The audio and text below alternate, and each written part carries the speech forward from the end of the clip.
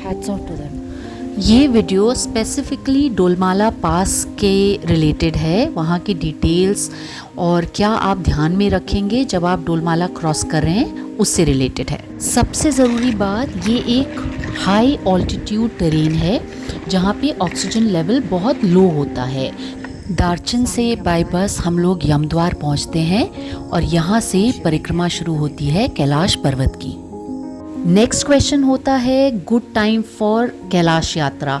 तो ये अप्रैल से लेकर सितंबर तक करा जाता है। तिब्बत आता है आपका रेन शैडो जोन में, मतलब यहाँ पे ज़्यादा बारिश नहीं होती है। इनफैक्ट जुलाई बिगनिंग तक तो यहाँ पे बारिश की जगह स्नोफॉल एक्सपीरियंस करा जाता है। मोस्ट कॉमनली आस्क्ड क्वेश्चन है कि क्या कैलाश के चरण स्पर्श हो पाए। इस साल चरण स्पर्श परमिटेड नहीं था। नेक्स्ट क्वेश्चन है चरण स्पर्श क्या होता है। चरण स्पर्श बेसिकली आप जब जाके नॉर्थ फेस ऑफ कैलाश को टच करते हो उसको चरण स्पर्श बोला जाता है और वो देरापुक से होता है। अब बात करते हैं toughest day of the 2.5 day परिक्रमा की, जो है आपका सेकंड दिन, जिस दिन आप डोलमाला पास को क्रॉस करते हो, जो बहुत हाई ऑल्टीट्यूड पास है, which is at an altitude of 18,500 feet roughly। Kailash परिक्रमा आप घोड़े पर भी कर सकते हो और पैदल भी कर सकते हो। अगर आप घोड़े पे कर रहे हो तो आपको मानसरोवर में पहले ही बता देना पड़ता है कि आपको घोड़ा चाहिए होगा। घोड़ा हायर करने के चार्जेस होते हैं 4,000 युआन, जो आपको पहले ही पे कर देना पड़ता है इन मानसरोवर। और अगर आप सिर्फ पोर्टर हायर कर रहे हो तो उसका चार्जेस होता है 1200 युआन। डोलमाला क्रॉस करना अपने आप में ही एक बहुत बड़ा अचीवमेंट होता है। यहाँ पे एक एक कदम पे आपको महसूस होता है कि ऑक्सीजन कितना लो है। धीरे धीरे चलना पड़ता है और छोटे छोटे हॉल्ट लेके चलना पड़ता है। आप देख ही पा रहे हो हम लोगों को बारिश मिली है। ये जगह ना सिर्फ आपके फिज़िकल स्ट्रेंथ को टेस्ट करती है बट आपके मेंटल स्ट्रेंथ को भी टेस्ट करती है, और कहीं ना कहीं आपका कितना बिलीफ है महादेव पे वो भी आपको बताती है। डोलमाला क्रॉस करते ही सामने आपको गौरीकुंड नज़र आता है और यहाँ से आप अपने पोर्टर को बोल के जल उसको रिक्वेस्ट कर सकते हो, तो वो आपके लिए छोटे से बॉटल में जल कलेक्ट करके आपको लाके दे सकता है। जिस तरह से मानसरोवर का जल बहुत पवित्र माना जाता है, वैसे ही गौरीकुंड का जल भी बहुत पवित्र माना जाता है। यहाँ पे आपने ऑक्सीजन कैन ज़रूर कैरी करना है और पानी की बॉटल ज़रूर रखनी है और छोटे छोटे सिप्स पीने हैं, और आप लोगों ने चॉकलेट्स भी रखने हैं सो दैट इंस्टेंट एनर्जी आपको मिलती रहे। एक और बहुत इम्पॉर्टेंट चीज़, कैलाश मानसरोवर यात्रा पे आपको ट्रैवल इंश्योरेंस नहीं मिलता है, तो वो ज़रूर आपने याद रखना है। तो थोड़ा एक्स्ट्रा युआन आप अपने पास रखिएगा।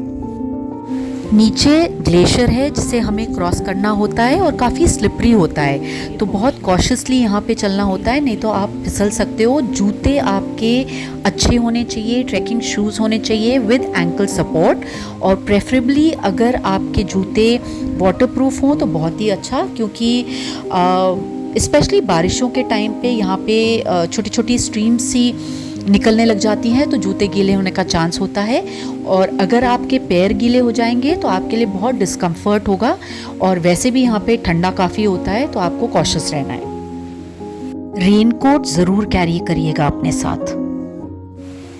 ये देखिए मेरे हाथ में तो थोड़ी सी स्वेलिंग आ गई थी, फेस पे भी हल्की सी स्वेलिंग आ गई थी, और सामने देखो सर्विलेंस, तो यहाँ पे भी ऐसी जगह पे भी सर्विलेंस है। जो परिक्रमा मैं कर रही हूँ इसको आउटर कोरा कहा जाता है, मतलब आप कैलाश के चारों तरफ एक क्लॉकवाइज परिक्रमा करते हैं पर एक डिस्टेंस से करते हैं। तो इसके लिए मैंने कैसे प्रिपेयर करा, रफली अराउंड आप 2 मंथ्स के आसपास मैंने रेगुलर वॉक करनी शुरू कर दी थी, लाइट जॉगिंग करनी शुरू कर दी थी। तो बेसिकली लेग्स की स्ट्रेंथनिंग बहुत ज़रूरी है, क्योंकि जिस तरह से चढ़ना मुश्किल है उसी तरह से उतरना भी उतना ही मुश्किल है, तो ये आप ज़रूर ध्यान रखिएगा। ऐसी रेलिंग आपको मिल जाएगी डोलमाला से नीचे उतरते वक्त लास्ट के पैच में बस।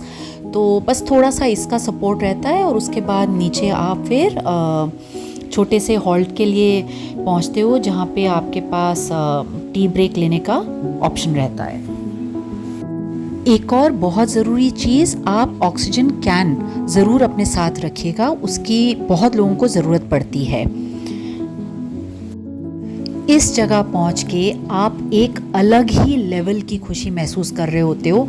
स्पेशली हम लोगों को तो बारिश मिली और बहुत ज़्यादा धुंध थी, ठंड था, पर यहाँ मन में सिर्फ ग्रैटिट्यूड का फीलिंग था। आपको इस तरह से बहुत सारे लोग वहाँ पे दंडवत परिक्रमा करते हुए मिलेंगे और इन लोगों का नेक्स्ट लेवल डेडिकेशन और कमिटमेंट है। फाइनली इस तिब्बतन प्रेयर के साथ हम लोगों ने भी अपनी 2.5 डेज़ की परिक्रमा एंड करी। ओम नमः शिवाय। इस जगह आपकी कैलाश परिक्रमा ख़त्म होती है, सामने मानसरोवर के दर्शन होते हैं और आप एक बहुत ही पॉजिटिव फीलिंग के साथ यहाँ से वापस जाते हो। और आई होप आपको मेरा ये व्लॉग अच्छा लगा हो। अगर मेरा ये एफ़र्ट आपको अच्छा लगा तो please do like, share and subscribe to my channel.